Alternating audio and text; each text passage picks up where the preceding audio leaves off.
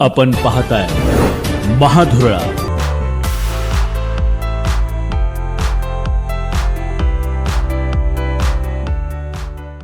नमस्कार, महाधुरळा यूट्यूब चॅनलमध्ये मी गुरु बाळमाळे आपल्या सर्वांचं मनापासून स्वागत करतोय। कोल्हापूर जिल्हा परिषद निकाल लागला, महायुतीची सत्ता येणं स्पष्ट झालं। कोणत्या पक्षाला किती जागा मिळाल्या त्याच्यावरून आता पुढचं राजकारण काय सुरू होणार हे आता हळूहळू सुरू झालेलं आहे।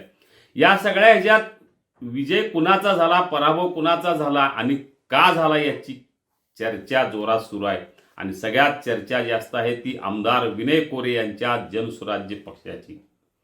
काही महिन्यापूर्वी त्यांचं भाषण झालं होतं। भाषणात म्हणाले होते जनसुराज्य शक्ती पक्षाला अमेरिकेचे अध्यक्ष ट्रम्प जरी आले तरी हरवू शकणार नाहीत।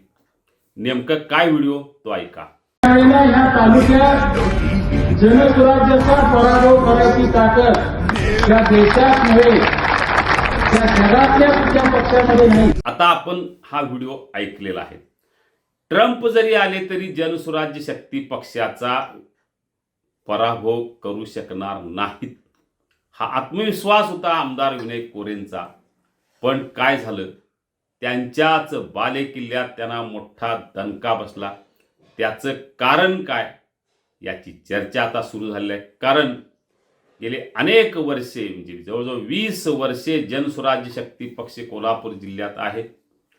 गोकुळमध्ये सत्तेत आहे, जिल्हा बँकेत सत्तेत आहे, बाजार समितीत आहे, शेतकरी संघात आहे, अनेक ठिकाणी सत्तेत आहे। यापूर्वी महापालिकेत सुद्धा सत्तेत आहे। एकमेव नगरसेवकाला निवडून आणि थेट उपमहापौर पद मिळवलं। यापूर्वी 2 वेळा महापालिकेत त्यांनी सत्ता भोगलेली आहे। जिल्हा परिषद सुद्धा जनसुराज्याची सत्तेत हा पक्ष होता। या सगळ्या पार्श्वभूमीवर 20 वर्षात अनेक सत्ता स्थाने असलेल्या जनसुराज्याचा बालेकिल्ला कोणता, तर तो पन्हाळा तालुका। जे पन्हाळ्यात सगळ्या जिल्हा परिषद शक्यतो त्यांच्या निवडण्याच्या शाहूवाडीत काही ठिकाणी यायचे, हातकणंगलेत काही ठिकाणी त्यांचे जनसुराज्य यायचे। आकडा तोच आहे, गेल्या वेळी 6 होते, यावेळी 6च आहेत। पण तरीही अपयशाची चर्चा का, तर पन्हाळ्यात झालेल्या पराभवामुळे। पन्हाळा नगरपालिका ताब्यात घेतली, इकडं मलकापूरला चांगलं यश मिळवलं। मग आता जिल्हा परिषद नेमकं काय झालं। खरं तर जेव्हा एखादा पक्ष वाढत असतो, इनकमिंग होत असतं, तेव्हा अपेक्षा निश्चितपणे वाढत असतात। वारणा खोऱ्यात हा पक्ष वाढला, टिकलाच, अजूनही व्यवस्थित आहे। पण इथं आलेल्या प्रत्येकाची इच्छा पूर्ण करणं हे कोणत्याच पक्षाला शक्य नसतं आणि तेच नेमकं झालं। बंडखोरी झाली, इच्छा वाढल्या, इच्छापूर्ती झाली नाही।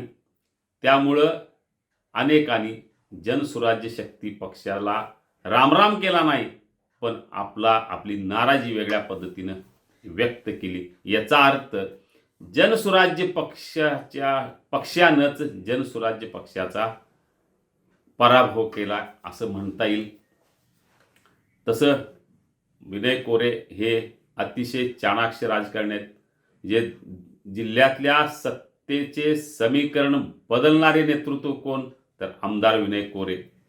पण याच नेतृत्वाला आता धक्का बसलाय तो आपल्याच बालेकिल्ल्यात। त्यामुळे आता पुढची वाटचाल त्यांची नेमकी कशी असणार, कारण राजकारणात अतिशय जवळचे दोस्त म्हणजे मंत्री हसन मुश्रीफ, आमदार सतेज पाटील। मंत्री हसन मुश्रीफ यांनीच त्यांच्या बालेकिल्ल्यात भगदाड पाडलेला आहे। त्यामुळं मंत्री हसन मुश्रीफ यांच्या मतदारसंघात म्हणजे कागल, गडहिंग्लज, आजरा, चंदगड या भागात गडहिंग्लजला विनय कोरे यांनी लक्ष घातलं, तिथं फटका बसला मंत्री मुश्रीफांना। त्यामुळे त्यांनी लक्ष घातलं वारणा खोऱ्यात आणि तिथं फटका बसला आमदार कोरेंना। कारण राष्ट्रवादीच्या जागा या भागात निवडून आल्या, त्यांनी योग्य वेळी म्हणजे गायकवाड गटाला ताकद दिली, आसुर्लेकर गटाला ताकद दिली, त्यामुळे बाबासाहेब गायकवाडांना ताकद मिळाली, तिकडे रणवीर गायकवाडांना ताकद मिळाली। त्यामुळे 2 जिल्हा परिषद तिथं यांच्या सहज निवडून आल्या। त्याचा फटका मात्र निश्चितपणे जनसुराज्याला बसला। म्हणजे मैत्री, राजकीय मैत्री ही कुठपर्यंत असते, पण एकमेकाला डिवचल्यानंतर मैत्री बाजूला पडते आणि पक्ष महत्त्वाचा ठरतो, प्रतिष्ठा महत्त्वाची ठरते.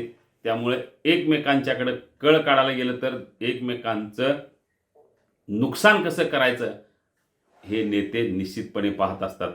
यामुळे आता जनसुराज्याचं नुकसान झालेलं आहे. आगामी काळात का लवकर निवडणुका नाहीत, पण 2 आमदार आहेत. सत्तास्थानी सगळे बऱ्यापैकी जनसुराज्याच्या हातात आहेत.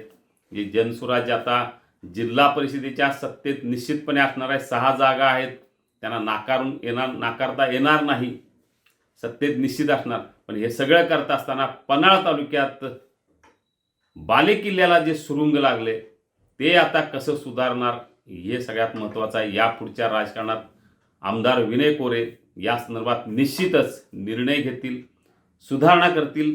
वारणा खोऱ्यात जनसुराज्य भक्कम आहेच, पण आसपासच्या शाहूवाडी तालुक्यातही जनसुराज्य कसा वाढेल यासाठी त्यांचे निश्चित प्रयत्न होतील.